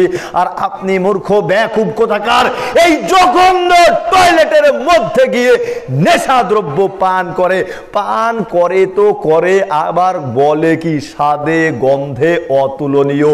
উপরে স্বাদ, নিচে গন্ধ, স্বাদে গন্ধে অতুলনীয়। নাউজুবিল্লাহ বলবেন না? কত জঘন্য, কত বেহা, কত অসভ্য হলে এই রকম কাজ করতে পারে। আর আরেক শ্রেণীর বদমাইশ মার্কা শয়তান লোক রয়েছে, তারা কি বলতেছে, জর্দা তো বরকির মতো চিবায় চিবায় চিবায়, আবার ফতুয়া মারে জর্দা খাওয়া হারাম নয়, জর্দা খাওয়া মাকরু। বলে না এই কথা? আবার কাঁকড়ার বেলাতেও বলে যে কাঁকড়া খাওয়াও মাকরু। আর আপনাকে যদি কাঁকড়া খাওয়া দেখে তখন বলবে সি সি সি সি সি সি, কাঁকড়া খাইতেছে। আর ও নিজেই কিন্তু জর্দা খাচ্ছে বারে বার, আর কিন্তু জর্দার ব্যাপারে সিসি করে না। কিন্তু কাঁকড়া যদি আপনি খান তখন বলবে সি সি সি সি, কাঁকড়া খায়। নাউজুবিল্লাহ, আস্তাগফিরুল্লাহ। আপনাকে কি করে বোঝাই? প্রথমত যারা জর্দা খায় এদের মুখ দিয়ে টয়লেটের চাইতেও নিকৃষ্ট দুর্গন্ধ বের হয়। ঠিক না ব্যাটিক বললাম? একেবারে তার সাথে দাঁড়ানোই যায় না, বসাই যায় না, বুঝে আসে না এই বিড়িখোর জর্দাখোরদের বউ তাদের নিকটে যে কিভাবে শুয়ে থাকে আমাদের বুঝেই আসে না। হাই রে দুর্গন্ধ, বাপরে বাপ, আমাদের সামনে আমাদের নিকটে এরকম দুর্গন্ধ আসলে মনে হয় জুতা দিয়ে পিটিয়ে একেবারে সমান করে দিই। ঠিক কিনা? এদের বউ কিভাবে থাকে আমাদের বুঝে আসে না। আল্লাহ এদেরকে হেদায়েত দিক। এবার জর্দাখোরেরা যুক্তি মারতেছে কি, জর্দা খাওয়া মাকরু, জর্দা খাওয়া হারাম নয়। তোমাকে জর্দার কথা কে বলেছে? আল্লাহর নবীকে জিজ্ঞেস করা হলো, আল্লাহর নবী আমরা একটা এলাকায় যাচ্ছি, সেই এলাকায় বিতর মিজের নামক একটা নেশাদ্রব্য পাওয়া যায়। মনে করেন আল্লাহর নবীকে জিজ্ঞেস করা হলো, আল্লাহর নবী আমরা কি বলে এই রায়পুর এলাকায় যাচ্ছি, এই এলাকায় জর্দা, গুল, বিড়ি, সিগারেট নামে একটা নেশাদ্রব্য পাওয়া যায়। তখন আল্লাহর নবী বিতর মিজরের কথা বললেন না, তখন আল্লাহর নবী জর্দার কথা বললেন নাই, সিগারেটের কথা বলেন নাই, তারপরে গুলের কথা বলেন নাই। আল্লাহর নবী বললেন যেই বস্তু খেলে বিবেকের ক্ষতি হয় ওই বস্তুই হচ্ছে মদ। কি বুঝলেন? যেটা খেলে বিবেকের ক্ষতি হয় ওটাই মদ। মা আসকারা কাতিরুহু ফাকালিলহু হারামুন। আর যেই বস্তু বেশি পরিমাণে খেলে বিবেকের ক্ষতি হয় ওই বস্তু কম পরিমাণেও হারাম। হারাম তো হারাম, হুজুর খাইলেও হারাম, ইমাম খাইলেও হারাম, মুয়াজ্জিন খাইলেও হারাম, যেই বেটাই খাক তাতে যায় আসে না। আল্লাহর নবী হারাম বলেছেন, সুতরাং ওটা হারাম, হারাম অবশ্যই হারাম। জোরে সোরে বলুন ঠিক না বেঠিক? এখন হুজুর তো বলতেছে কি যে আমি যতই খাই আমার নেশা হয় না, আমার মস্তিষ্কে বিকৃতি আসে না। হুজুরের এটা যুক্তি, তাই না? হুজুরের ফতোয়া। এইবার হুজুরকে বলবেন, হুজুর হাকিমপুরি একটা জর্দারি নাম জানি, আর দুই একটা জানি কিনা মনে আসে না, রতন, তাই না? হাকিমপুরি রতন। তো হুজুরকে বলবেন, হুজুর আপনার তো মস্তিষ্কের বিকৃতি আসে না, তবে এক কৌটা মেরে দেন আজকে, দেখি আপনার মস্তিষ্কের বিকৃতি আছে কিনা। তারপরেও যদি দেখেন যে না হুজুর শক্তিশালী, টেম্পার আছে, কোনো প্রবলেম নাই, এইবার হুজুরকে এক পোয়া খাইয়ে দিবেন, খাবারটা দেখি তুই কেমন শক্তিশালী। এরপরে দেখবেন যে হুজুরের মুখ দিয়ে আর বেরোচ্ছে না, নিচ দিয়ে বেরোচ্ছে। ঠিক কিনা? তাও যদি সমস্যা না হয় তখন কি করবেন, হুজুরের বাড়িতে যে বাচ্চা কাচ্চাগুলো আছে হুজুরকে বলবেন, হুজুর এগুলো তো মাকরু, আপনার মুখ দিয়ে কি সুগন্ধ বাইর হয়, নাউজুবিল্লাহ, আস্তাগফিরুল্লাহ, টয়লেটের চাইতেও বেশি সুগন্ধ। এই সুগন্ধিযুক্ত খাবার আপনার বাড়িতে যে 6 মাসের বাচ্চা, 1 বছরের বাচ্চা আছে তাকে একটু খাইয়ে দেন। হুজুরের যুক্তি আউট, হুজুরের যুক্তি বের হয়ে যাবে। কালকে আমরা গিয়েছিলাম দিনাজপুরে একটা মাহফিলে। এই মাহফিলে যাওয়ার পরে আমরা যখন নেশাদ্রব্যের কথা বলছিলাম, বলতে বলতে বলতে এক পর্যায়ে মনে হয়ে গেল হায় রে হায়, কোন জায়গা আইসা এই জর্দা, তামাক, তবাকর বিরুদ্ধে কথা বললাম রে বাবা। চতুর্দিক দিয়েই তামাকের আয়োজন, তামাকের শ্বাস। চিন্তা করলাম এইখান থেকে কি সহি সালামতে আর যাইতে দিবে? যাই হোক, মানুষগুলো সচেতন ছিল, আলহামদুলিল্লাহ, ধর্মপ্রিয় মানুষজন ছিল। তাদের মুখ থেকে শোনা কিছুদিন পরে ইনশাআল্লাহ আপনারা এই ভিডিওটুকু, এই সাক্ষাৎকারটুকু পাবেন। আমরা তাদেরকে জিজ্ঞেস করেছিলাম, ভাই সাহেব এই তামাক গাছকে কি কাঁটা তার দিয়ে বেড়া দিতে হয়? বলে না, কিসের কাঁটাতার? এটা কেউ খাই না, এর আবার কাঁটাতার লাগবে। বললাম গরু ছাগল কুত্তা বিলাই খায়, কয় না এগুলো খায় না। বললাম কীটনাশক দিতে হয়, কয় না। আল্লাহর কসম একটা কথাও মিথ্যা বলিনি। আপনারা ভিডিওটা পাবেন পরবর্তীতে ইনশাআল্লাহ। তারা বলতেছে কীটনাশকও লাগে না, কাঁটাতারও লাগে না, আবার কি বলে গরু ছাগল বরকিও খায় না। আমি পূর্বে থেকেই বলছিলাম একটা কি বলে গরু ছাগল কুত্তা বিলাই বানরকে এই তামাক গাছের সাথে বেঁধে দিয়ে আসবেন আর বলবেন তোকে 7 দিন রেখে গেলাম, এই তামাক গাছের সাথে বেঁধে দিয়ে গেলাম, তুই এই 7 দিন কোনো খাবার পাবি না, শুধু খাবি তামাক পাতা, শুধু খাবি জর্দা, শুধু খাবি বিড়ি, শুধু খাবি সিগারেট। ওই কুত্তা বিলাই বানর কি বলবে জানেন? বলবে আমি না খেয়ে থাকবো, সুইসাইড করব, না খেয়ে থাকবো, এই তামাক গাছের পাতার সাথে গলায় দড়ি দিয়ে সুইসাইড করব, এর পরেও এই তামাক পাতা খাবো না, খাবো না। জোরে সরে বলুন ঠিক না ঠিক? এরা খাবে না, খাবে না। এত নিকৃষ্ট একটা দ্রব্য যেটা গরু ছাগল খায় না, পশু পাখি খায় না, পোকা খায় না, কিন্তু খায় সৃষ্টির সেরা জীব এই মানুষ। মানুষ খায় তো খায়, আবার মসজিদের ইমাম সাহেব খায়, খায় তো খায়, আবার মুয়াজ্জিন সাহেব খায়, খায় তো খায়। এখানেই শেষ নয়, আবার জায়েজ করার জন্য বাহাস পর্যন্ত করে। আমরাও তাই তো বলি এই নিকৃষ্ট দ্রব্য যত খারাপ, এর গন্ধ যত খারাপ, এর পক্ষে যে সমস্ত হুজুর কথা বলে, এই হুজুরগুলো এই তামাকের মতন, জর্দার মতন, বিড়ি সিগারেটের মতন ততটাই খারাপ, ততটাই খারাপ। জোরে সরে বলুন ঠিক না বেটি? তবে এগুলো থেকে আমাদের ফিরে আসার প্রয়োজন আছে কিনা? অবশ্যই আছে, অবশ্যই আছে। বলবেন মোহাম্মদ আলী ভাই সাহেব কত কষ্ট দিলেন রে বাবা, এত করে বলতে হয়। ভাই সাহেব আপনাকে বলবো না তো কাকে বলবো? আপনি আমার মুসলমান ভাই, আপনি যদি জাহান্নামে নিপতিত হন তবে কষ্ট আমারই বেশি লাগা দরকার, আমারই বেশি লাগবে, আপনারই বেশি লাগবে। আপনি ক্ষতিগ্রস্ততার মধ্যে নিমজ্জিত আছেন, আপনাকে আমরা উদ্ধার করার চেষ্টা করছি। আপনি কি জানেন আল্লাহর নবী বলছেন মুদমিনুল খামরি কাবিদি ওয়াসান, নিয়মিত নেশাদ্রব্য পানকারী ব্যক্তি মূর্তি পূজকের ন্যায় সমান অপরাধী। নাউজুবিল্লাহ, আস্তাগফিরুল্লাহ। হিন্দুরা যেই মূর্তির পূজা করে, হিন্দুরা যেই দেবদেবীর পূজা করে, এই মূর্তি পূজা যতটা ভয়ানক, এই মূর্তি পূজা করলে যতটা না পাপ হয়, যেই ব্যক্তি নিয়মিত নেশাদ্রব্য পান করে এই ব্যক্তি মূর্তি পূজকের ন্যায় হিন্দুর মতন সমান অপরাধী, সমান পাপী। জোরে সরে বলুন নাউজুবিল্লাহ। এখানেই শেষ নয়, এখানেই শেষ নয়। আল্লাহর নবী বলতে বলতে বলছেন যে ব্যক্তি একদিন নেশাদ্রব্য পান করবে, ওই ব্যক্তির 40 দিনের ইবাদত কবুল হবে না, 40 দিনের সালাত কবুল হবে না। এরপরে আল্লাহর নবী বলতে বলতে বলছেন যারা নিয়মিত নেশাদ্রব্য পান করবে বিচারের কাঠ গড়ায় এদেরকে তিনাতে খাবাল খেতে দেওয়া হবে, খাবাল পান করতে দেওয়া হবে। সাহাবাগণ জিজ্ঞেস করে বসলেন আল্লাহর নবী ওমা তিনাতুল খাবাল, তিনাতে খাবাল জিনিসটা কি? তখন আল্লাহর নবী বলছেন আরকু আহলিন নারি আও উসারাতু আহলিন নার, তিনাতে খাবাল হচ্ছে জাহান্নামীদের দেহ নিংড়ানো রক্তপুঁজ, তিনাতে খাবাল হচ্ছে জাহান্নামীদের মলমূত্র, জাহান্নামীদের মলমূত্রকে তিনাতে খাবাল বলা হচ্ছে।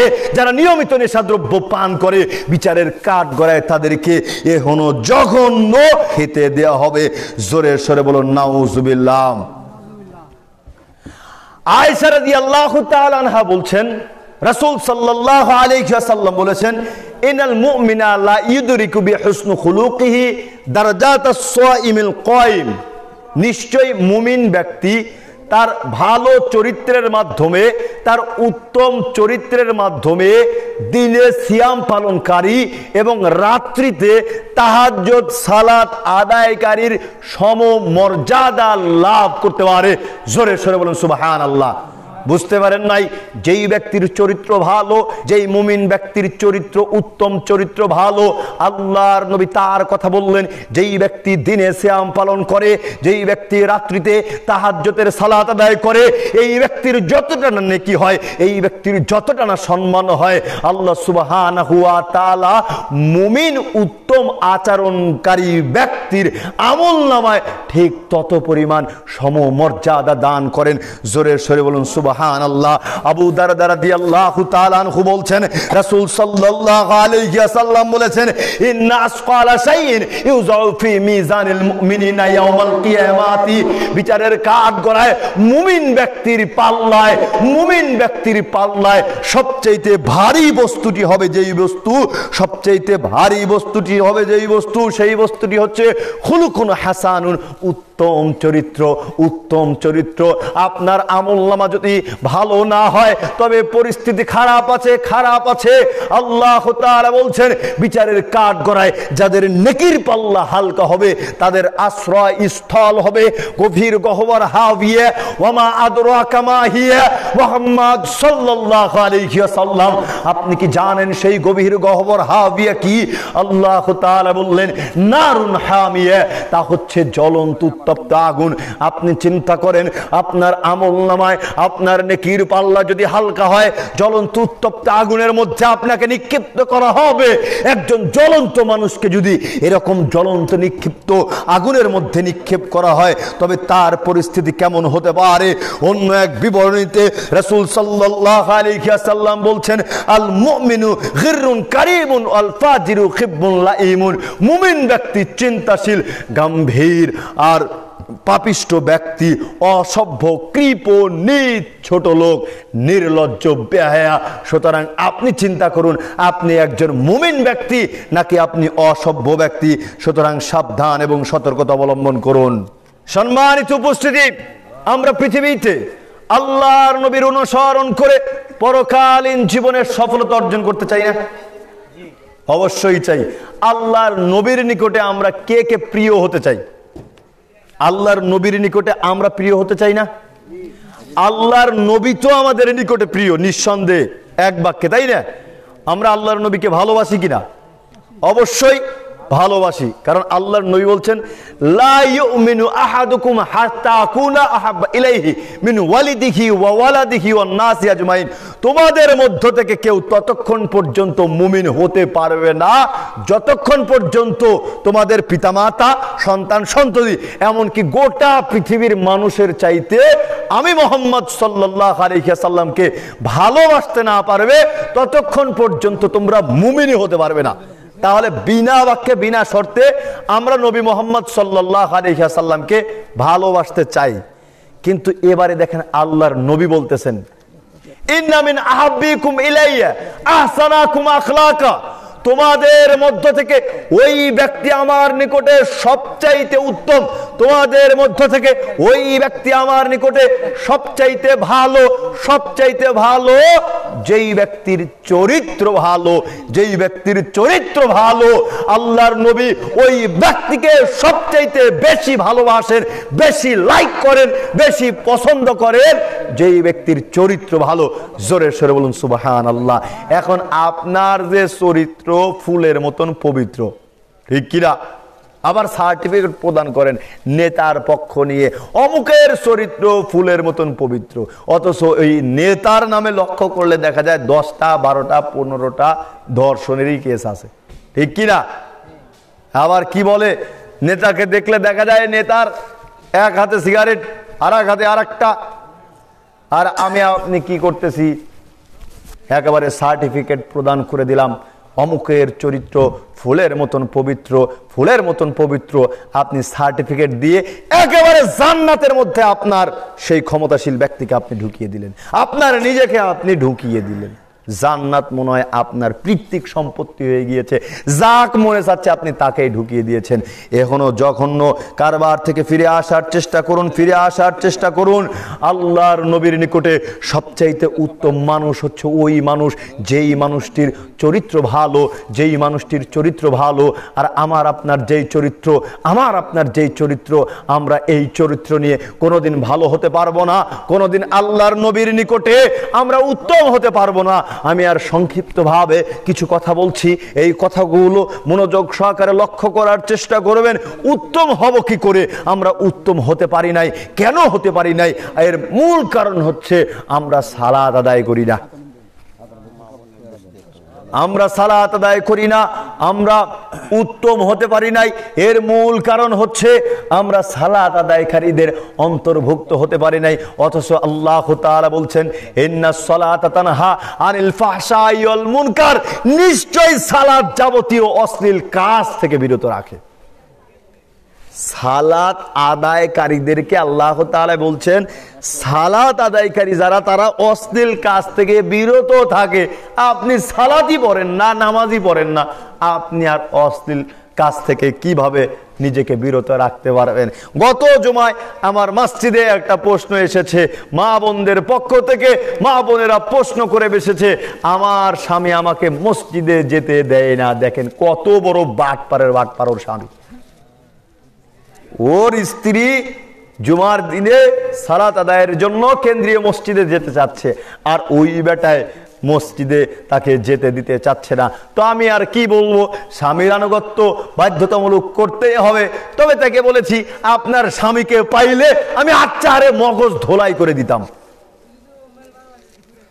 নিজে সালাত আদায় করে কিনা তার কোনো ঠিক নাই, ও মসজিদে আসতে নিষেধ করে। যতটুকু সম্ভব আপনারা পারলে মসজিদে মা বোনদের সালাতের ব্যবস্থা করবেন, মা বোনদের জুমার দিনের সালাতের ব্যবস্থা করবেন। যদি এর চাইতে ভালো পারেন তবে প্রত্যেক ওয়াক্তে মা বোনদের সালাতের জন্য মসজিদে জামাতের ব্যবস্থা করার চেষ্টা করবেন। খুবই গুরুত্বপূর্ণ কাজ, খুবই গুরুত্বপূর্ণ কাজ। আমরা মা বোনদেরকে একেবারেই কি করছি, লাঞ্ছিত করছি, মা বোনদের হককে নষ্ট করছি। বিদায় হজ্জের ভাষণে আল্লাহর নবী লক্ষ্য জনতার দিকে লক্ষ্য করো তো বলে উঠলেন, মেয়েরা তোমাদের নিকটে কিছুদিনের আমানত, এই আমানত সম্পর্কে তোমরা কিয়ামতের দিন জিজ্ঞাসিত হবে। এবার আপনি চিন্তা করুন এই আমানতের ব্যাপারে আপনি সেই দিন কি জবাব দিবেন? আপনার নিকটে কি কোনো জবাব আছে কিনা? আপনি কি করেন? আপনার স্ত্রীকে, আপনার মা বোনকে কি করেন? কথা একটু কাটাকাটি হলে একেবারে পিটিয়ে সমান করে দেন, ঠিক কিনা বলেন? কি হাত থাকতে মুখ দিয়ে কথা বলবো কেন? আপনি যদি একটা কথা বলেন আর সেই কথার উত্তরে যদি আপনার স্ত্রী, আপনার বিবি উত্তর দেয়, তখন আপনি কি বলেন? এই থাম, আমার মুখে মুখে তর্ক, এক থাপ্পড়ে একেবারে সাল্লি সাবালির দাঁত লেবেল করে দিব, ঠিক কিনা? পরিস্থিতি আমাদের এত জঘন্য হয়ে গিয়েছে, কিন্তু সেই দিন আমাকে আপনাকে জবাবদিহি করতেই হবে, জবাবদিহি করতেই হবে। আরে মা বোনেরা লক্ষ্য করুন আপনাদের পরিস্থিতি কি, আপনাদের পরিস্থিতি কি? আল্লাহর নবী সূর্য গ্রহণের সালাত আদায় করলেন। আল্লাহর নবী সূর্য গ্রহণের সালাত আদায় করতেই হাতকে সামনের দিকে অগ্রসর করে দিলেন। অগ্রসর করার পরে আবার পিছনে হাতটাকে ফিরিয়ে নিলেন। সালাত শেষে সাহাবাগণ জিজ্ঞেস করে বসলেন, হে আল্লাহর নবী, আপনাকে দেখলাম আপনি সালাতের মধ্যে আপনার হাতকে সামনের দিকে অগ্রসর করে দিলেন, আবার সেই হাতকে পিছনের দিকে সরিয়ে নিলেন। তখন আল্লাহর নবী বললেন, আমাকে জান্নাত দেখানো হলো, আমি জান্নাত দেখলাম, জান্নাতের মধ্য থেকে একগুচ্ছ আঙ্গুর নিতে চাইলাম। আমি যদি সেই আঙ্গুর নিতাম তবে তোমরা কিয়ামত আগ পর্যন্ত সেই আঙ্গুর খেয়ে ফুরাতে পারতে না। জোরে সরে বলুন সুবহানাল্লাহ। এরপরে আল্লাহর নবী বলছেন, এরপরে আমাকে জাহান্নাম দেখানো হলো। জাহান্নামের দিকে লক্ষ্য করতেই আমি দেখতে পেলাম জাহান্নামের অধিকাংশ মানুষ শুধু নারী আর নারী, নারী আর নারী। সাহাবাগণ জিজ্ঞেস করে বসলেন, আল্লাহর নবী, তারা কি কারণে জাহান্নামী? তখন আল্লাহর নবী বললেন, তারা কুফরি করার কারণে জাহান্নামী, অস্বীকার করার কারণে জাহান্নামী। সাহাবাগণ পুনরায় জিজ্ঞেস করে বসলেন, হে আল্লাহর নবী, তারা কি আল্লাহর সাথে কুফরি করার কারণে জাহান্নামী? তখন আল্লাহর নবী বললেন, না না না, তারা আল্লাহর সাথে কুফরি করার কারণে জাহান্নামী নয়। সাহাবাগণ জিজ্ঞেস করে বসলেন, আল্লাহর নবী, তাহলে তারা কি কারণে জাহান্নামী? তখন আল্লাহর নবী বলছেন, ইয়াকফুরুনাল আশিরা ওয়া ইয়াকফুরুনাল ইহসান, তারা স্বামীর ইহসানকে, স্বামীর সদাচরণকে অস্বীকার করার কারণে জাহান্নামী। জোরে সরে বলুন নাউজুবিল্লাহ। এখন বলবেন মা বোনেদের পক্ষ থেকে অভিযোগ, মোহাম্মদ আলী ভাই সাহেব, আমরা কি করে স্বামীর খেদমতকে অস্বীকার করলাম, স্বামীর সদাচরণকে অস্বীকার করলাম? ওই যে একটা দৃষ্টান্ত মাঝে মধ্যে দিয়ে থাকি, আপনি গিয়েছেন বিদেশ অথবা আপনি গিয়েছেন ঢাকাতে, কোন একটা ভালো জায়গাতে গিয়েছেন বেড়াতে ঘুরতে, আর আপনার স্ত্রী আপনাকে বলেছে, ও পানের স্বামী, আমাকে সুন্দর একটা ডানা কাটা পোশাক কিনে এনে দিও, একটা ফেয়ার এন্ড লাভ কাবলি, একটা সোনো, একটা তেল, একটা মেহেদি কিনে এনে দিও। আপনি বেচারা ব্যতিব্যস্ত মানুষ, অনেক কিছু কিনেছেন, অনেক কিছু ক্রয় করেছেন, হোম মিনিস্টার যেটা কিনতে বলেছে ওইটাই ভুলে গিয়েছেন, ঠিক কিনা? এবারে বাড়িতে ঢুকতেছেন আর চিন্তা করতেছেন, হায় হায় হায় এত কিছু কিনলাম, হোম মিনিস্টার স্ত্রী ওয়াইফ যেটা কিনতে বলেছিল আমি তো সেইটাই কিনতে পারলাম না, এমনিতেই মনটা ছোট হয়ে আছে। এবারে বাড়িতে আসলেন, বাড়িতে আসার পরে আপনার স্ত্রী একটা একটা করে সব চেক করতেছে বাজার ব্যাগ যে আপনি কি কি কিনেছেন। এবারে দেখলো আপনি যেটা আনতে বলেছেন, আপনাকে যে মেহেদি আনতে বলেছে, যে তেলটা আনতে বলেছে, যে পোশাক আনতে বলেছে, আপনি ওটাই আনেন নাই, ওটাই ভুলে গিয়েছেন। আপনার বিবি আপনাকে বলছে, ও পানের স্বামী, আমি তো তোমাকে একটা মেহেদি আনতে বলেছিলাম, তুমি কেন আনো নাই? তখন আপনি বলছেন, বিবি আমার তো স্মরণ ছিল না, আমি ভুলে গিয়েছি। তখন আপনার স্ত্রী চট করে বলে উঠছে, মা বোনেরা লক্ষ্য করেন, আপনারা এখনো সময় বলে থাকেন আমি যেটা বলি সেটাই শুধু এরকম হয়, আমি কিছু আনতে বললে দেখি তুমি আনো না, আমি তোমার থেকে জিন্দেগিতেও কোনোদিন ভালো ব্যবহার পেলাম না, আমি জন্যই এতদিন পর্যন্ত তোমার ভাত খেয়ে যাচ্ছি, ঠিক কিনা? বলে কিনা? হায় হায় হায়, আল্লাহর নবী এটাই তো বললেন, ইয়াকফুরুনাল আশিরা ওয়া ইয়াকফুরুনাল ইহসান, এরা স্বামীর সদাচরণকে অস্বীকার করার কারণে জাহান্নামী, স্বামীর ইহসানকে অস্বীকার করার কারণে জাহান্নামী। মা বোনেরা এই জায়গাতে একটু উত্তম পন্থা অবলম্বন করতে পারতেন। আপনার স্বামী যখন দেখতে পারলেন মেহেদিটা আনে নাই, আপনার পছন্দের জিনিসটা আনে নাই, আপনি তখন বলতে পারতেন, ও পানের স্বামী, ও জানের স্বামী, এত তোমাকে ভালোবাসি, একটা জিনিস পছন্দ করে আনতে বললাম আর তুমি সেটা আনলে না, সেটাই তুমি ভুলে গেলে, আমার এই জিনিসটা খুব বেশি প্রয়োজন ছিল।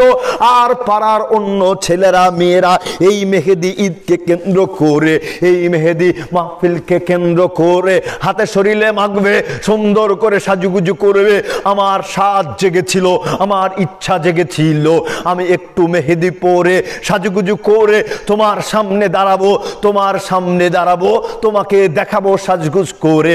ও পানের সাহাবী, তুমি যত তাড়াতাড়ি পারো আমার মেহেদিটা নিয়ে আসো। বিশ্বাস করেন, বিশ্বাস করেন মা বোনেরা, আপনারা যদি এভাবে আপনার স্বামীর প্রতি একটু ভালোবাসা প্রকাশ করেন, তবে আমি বিশ্বাস করি আপনার স্বামীরা তৎক্ষণাৎ একটা মেহেদি নয়, বরং একটা নয় দুইটা, দুইটা নয় পাঁচটা, একেবারে পুরা দর্জন ধরে নিয়ে এসে আপনার পায়ের নিচে ফেলে দিবে, ঠিক না বেঠিক বললাম?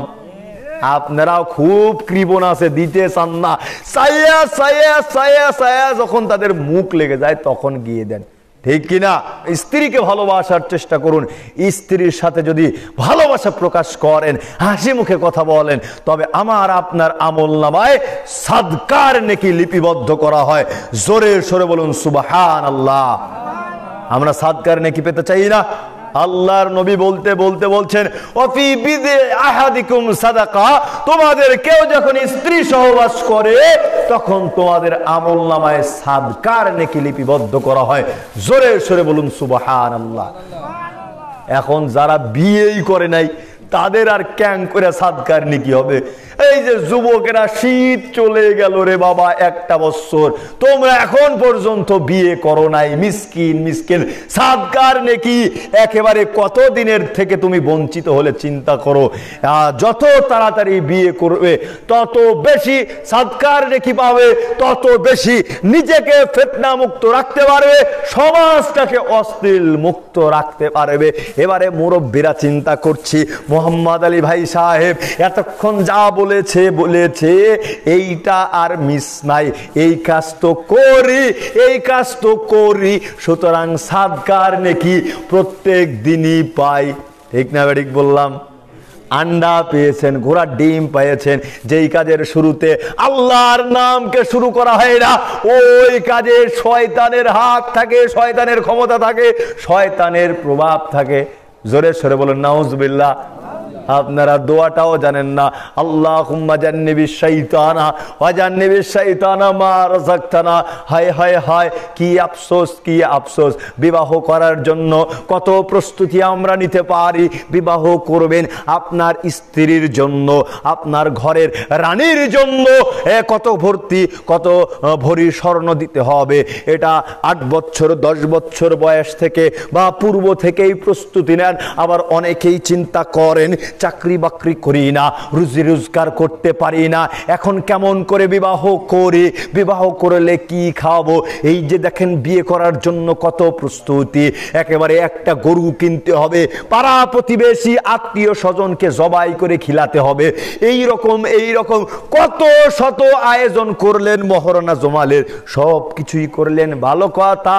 কিন্তু স্ত্রীর সহবাস করার জন্য এই ছোট্ট একটা দোয়াটি মুখস্থ করার মতন 5 মিনিট সময় আপনার নসিবে জুটে নাই।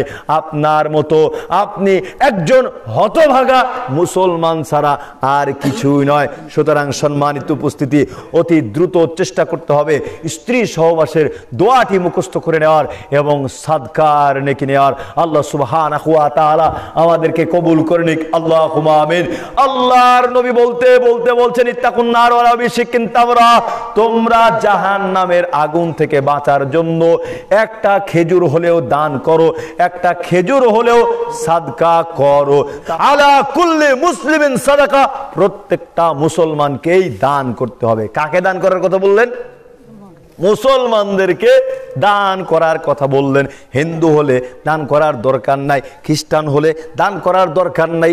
আল্লাহর নবী বলছেন মুসলমান যদি হয় তবে মুসলমানদেরকে দান করতে হবে।